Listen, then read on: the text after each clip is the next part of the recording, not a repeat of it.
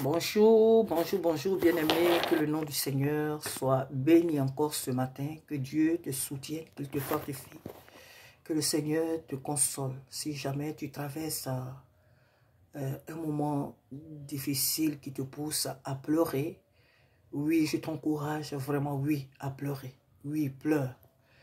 Mais au milieu de ces pleurs, n'oublie pas que tu n'es pas seul. Jésus est avec toi. Jésus est avec toi. Il ne t'a pas abandonné.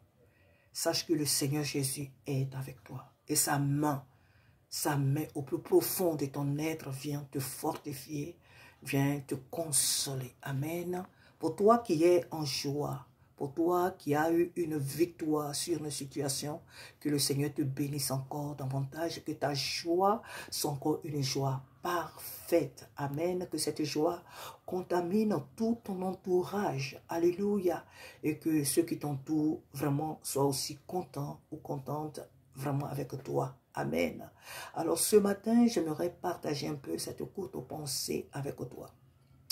Cette pensée est que dans la Bible, lorsque nous voyons l'histoire de notre plus grand ennemi dans ce monde qui est le diable, la Bible nous dit qu'au départ, le diable était au ciel. Il n'était pas au ciel en tant que diable.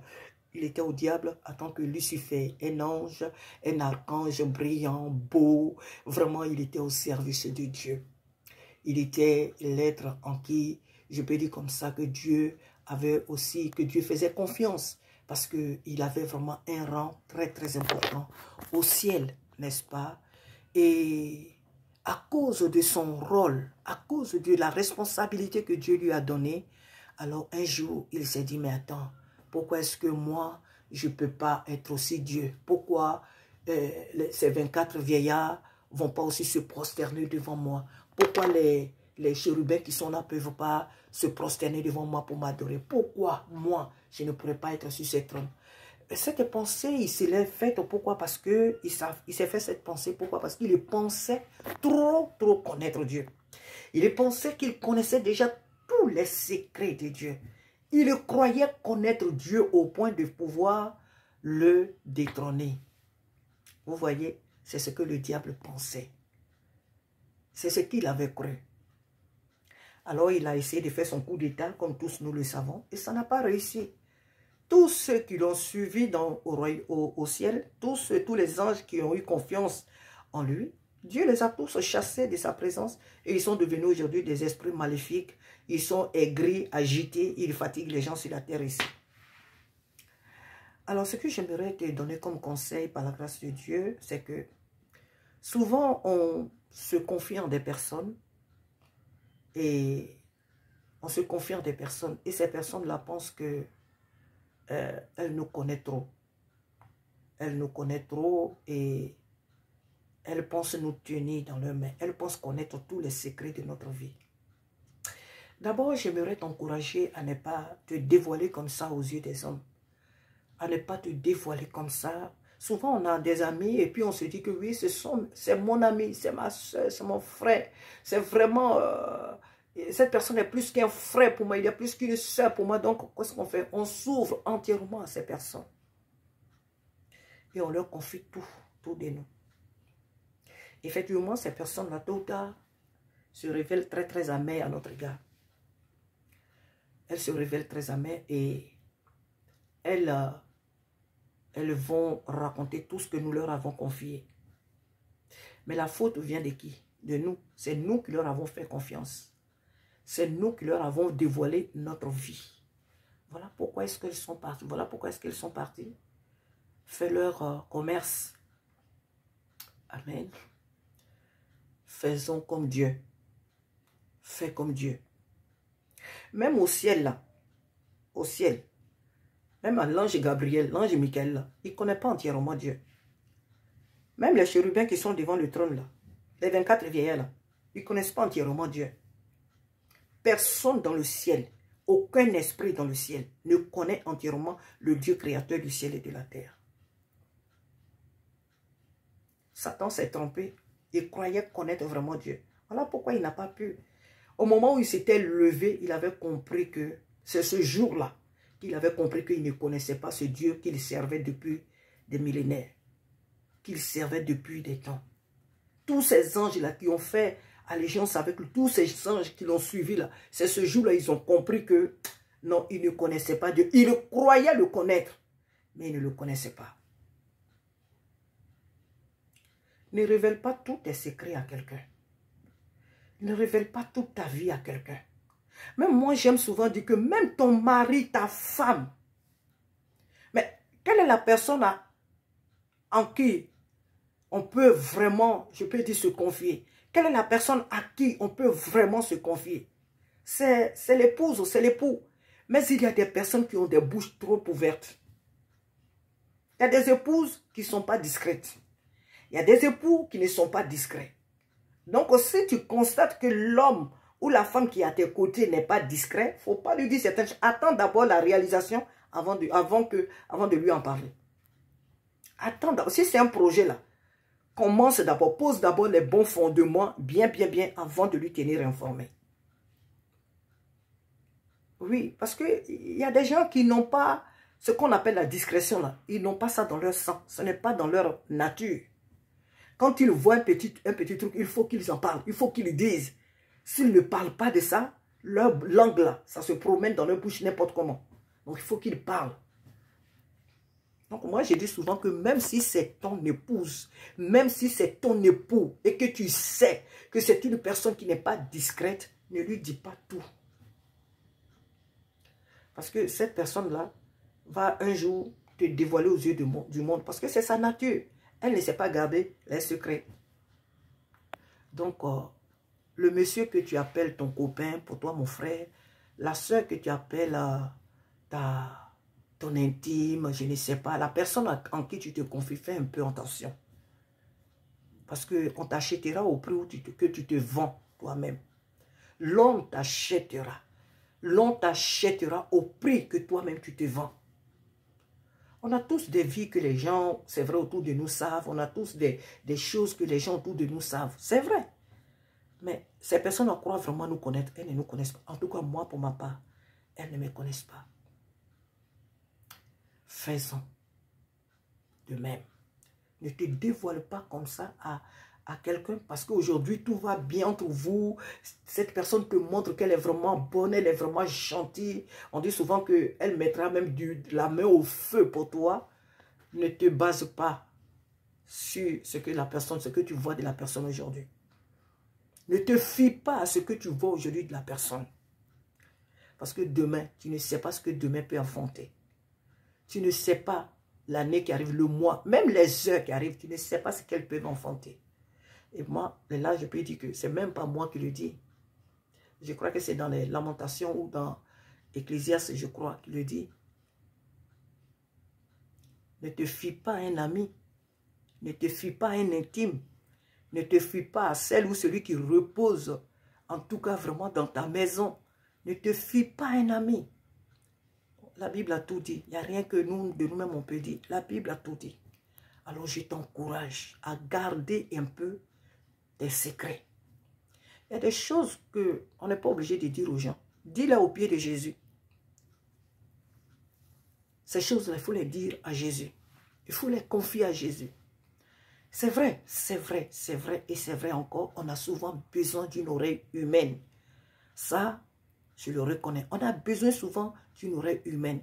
Mais donc pour cela, il faut que tu pries pour que le Seigneur te montre vraiment la personne qui est digne vraiment de confiance.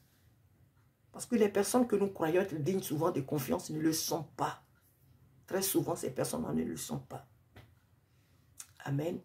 Satan croyait trop connaître Jésus. C'est pourquoi il a fait son coup d'état. Mais il n'avait pas compris que Dieu ne lui avait jamais livré tous ses secrets. Quand il a voulu se soulever net là, se lever, quand il s'est levé plus tôt, Dieu dit, allez, je te chasse de ma présence. Il s'est débattu, jusqu'à aujourd'hui. Il reste et il a une seule demeure qui l'attend. C'est l'enfer. Lui et ses alliés qui l'ont suivi. C'est l'enfer qui les attend. Imaginons-nous que Dieu avait tout dit à Satan. Quand il était au ciel, Dieu lui avait dit tous ses secrets. Dieu lui avait avoué tous ses secrets. L'humanité était foutue. C'était... Je ne sais même pas si le monde allait exister. Je ne sais même pas si il allait avoir la création même de l'être humain et tout ça. Je ne sais même pas. Je ne sais pas ce que le monde allait devenir. La création de Dieu allait devenir. Je ne sais pas. C'est le mal qui allait régner en maître sur toute la création de Dieu. Le mal à outrance qui allait régner. Donc, Dieu ne lui a pas avoué tous ses secrets. Et voilà pourquoi il n'a pas pu vaincre Dieu. Parce que Dieu, il est Dieu. Dieu, il est Dieu. Et moi, je sais que même les anges qui sont au ciel aujourd'hui, l'ange Gabriel, Michael et tout le reste, ils ne connaissent pas bien Dieu. Ils servent Dieu, c'est vrai. Ils sont dans la présence de Dieu, c'est vrai. Les archanges, les chérubins, les séraphins, les 24 vieillards, en tout cas, tous ceux qui servent Dieu dans le ciel ne connaissent pas entièrement Dieu. Qui peut connaître Dieu? C'est qui? Qui peut connaître Dieu? Voilà pourquoi nul ne peut vraiment le combattre. Alors je t'encourage à voir ton secret à toi. Évite de trop t'ouvrir aux gens. Évite de trop t'ouvrir aux gens. Parce que les personnes auxquelles tu te confies, ce sont les mêmes qui vont te détruire. Les personnes en qui tu te confies là, les personnes auxquelles tu avoues tous tes secrets, les personnes auxquelles tu donnes toute ta maison là, toute ta vie, tout ton cœur là, ce sont ces personnes-là, les mêmes là qui vont venir un jour te détruire. Et ne l'oublie pas, ne l'oublie pas. Ce ne sont pas des personnes qui ne te connaissent pas qui vont venir te combattre. Ce ne sont pas les gens de l'extérieur qui vont venir te combattre. C'est celles à qui tu t'es trop confié là. Ce sont les mêmes là qui vont te combattre, qui vont chercher à te détruire parce que tu leur auras montré tes faiblesses, tes manquements. Donc ce sont ces personnes-là même qui vont venir te détruire. Fais attention. Prends bien soin de toi, prends bien soin de ta maison. Ton mariage, prends bien soin de ton foyer. Ne livre pas tous les secrets de ta maison à qui que ce soit. Ne livre pas tous tes secrets aux gens. Si tu as un projet, attends d'abord l'accomplissement du projet avant de... De toute façon, si tu as un projet et que le projet réussit par la grâce de Dieu, les gens le sauront. Les gens sauront, ils verront ce que tu as réalisé. Les gens verront. Tu n'es pas obligé de... Aujourd'hui, tu as acheté un terrain, l'humanité entière est au courant. Tu es en train de construire une maison, la maison n'est pas encore finie. Tout le monde est au courant. Tout ton village est au courant. Tu veux faire des études, tu n'as pas encore eu le résultat même de l'école où tu veux t'inscrire. Tout le monde est déjà au courant. Tu veux acheter une maison ou bien tu veux faire telle chose, tu veux voyager. En tout cas, tous les projets, quoi. Tous les projets. Les gens sont déjà au courant. Et souvent, quand ça n'aboutit pas, on se pose des questions. Non, oui, ce sont les sorciers. Non, ce sont nous-mêmes, nos paroles là qui nous bloquent. Parce que nous parlons trop. La Bible dit quoi? Jésus-Christ nous-mêmes, il nous enseigne la discrétion. Il nous enseigne la discrétion. Les gens auxquels nous nous confions, nous devons savoir, nous devons les connaître en un mot. Bon, c'est vrai qu'on ne connaît pas entièrement une personne, mais on doit avoir un minimum, vraiment, je peux dire, de révélation sur ces personnes. Est-ce que cette personne à qui je parle là, est-ce que ce ne sera pas un problème pour moi dans ce que je suis en train de lui dire? Il faut discerner les personnes. Il faut sonder les personnes. Il ne faut pas ouvrir la bouche devant tout le monde, devant n'importe qui. Devant n'importe qui. Tu parles de tes projets à quelqu'un, la personne ne t'a jamais proposé même de prier avec toi. La personne ne t'a jamais proposé même de passer un petit temps dans la prière avec toi. La personne ne t'a jamais dit vraiment, vraiment ma soeur ou mon frère, vraiment ce projet-là, prions pour que cela aboutisse. Bon, c'est vrai que je sais qu'il y a des hypocrites. Hein. Il y a des hypocrites. Il peut même te dire qu'on va prier, mais il ne le fera jamais. C'est vrai, il y a des hypocrites. Mais je veux tout simplement t'encourager ce matin à ne pas trop te livrer. Il y a beaucoup de choses. Hein. Tu connais toi-même ta vie. Tu sais ce que tu as comme secret. Tu sais ce que tu as comme vie que tu n'as pas, que tu ne dois pas dire aux gens comme ça. Donc, je t'encourage à te préserver, à préserver ta maison, à te protéger. C'est vrai que Dieu nous protège, mais c'est ce même Dieu-là qui nous appelle à être discret. Qui nous appelle à être discret. Satan croyait trop connaître Dieu. C'est pourquoi il s'est levé contre Dieu. Mais il voit aujourd'hui là où il est tombé, lui et ses alliés. Tant qu'une personne marche avec toi et qu'elle ne te connaît pas assez, elle ne saura jamais comment faire pour te détruire. Elle va chercher par tous les moyens mais elle ne pourra pas parce qu'elle ne te connaît pas entièrement. Parce que toi, tu ne lui as pas ouvert cette porte-là. Donc, elle ne pourra pas te détruire. Tu comprends? Voilà mon petit message ce matin que je t'apporte. Sois discret, sois discrète ma soeur. Sois discret mon frère. Je sais, tout à l'heure j'ai parlé du mari ou de la femme qui ne sont pas discrets. Ça c'est dans le cas que toi-même tu sais que la personne avec qui tu vis n'est pas discrète. Donc tu ne lui parles pas parce que, bon c'est comme ça. Mais sinon la personne en qui réellement, dans ce monde en qui l'homme peut se confier, un couple peut se confier, c'est le partenaire. Amen. L'homme ne peut que se confier en sa femme. Ce qu'il ne peut même pas dire à sa mère ou à ses frères, ses soeurs, ses amis au dehors, c'est à sa femme qui peut le dire.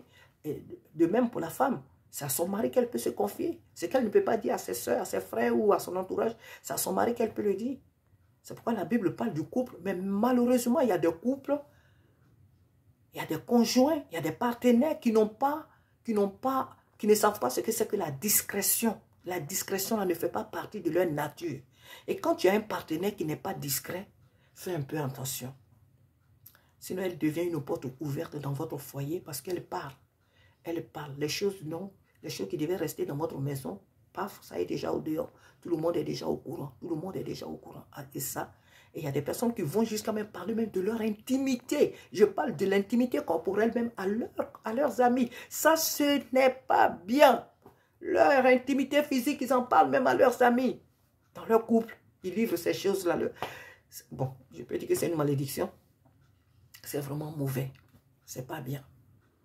Donc, préserve-toi, ma soeur. Préserve-toi, mon frère. C'était là mon petit message.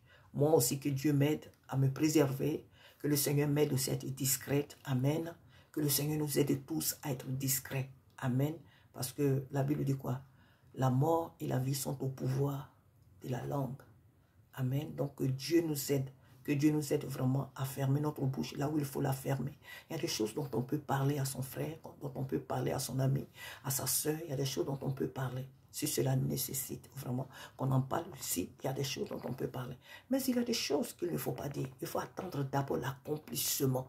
Et il y a des choses dont ça n'a pas forcément besoin d'un accomplissement quelconque, mais il ne faut même pas en parler. Il ne faut pas en parler. Amen. Que Dieu te bénisse. Je te souhaite une très très bonne journée. Que la paix du Seigneur soit avec toi. Que la faveur de l'Éternel soit sur toi. Prends courage. Peu importe ce que tu traverses maintenant, prends courage car Dieu ne t'a pas abandonné. Tu y arriveras. Sache que tu es une grande femme de destinée. Tu es un grand homme de destinée. Dieu n'est pas seul. Prends courage. Lève-toi et marche. Parce que Christ est avec toi. Christ en nous, l'espérance et la gloire. À très bientôt.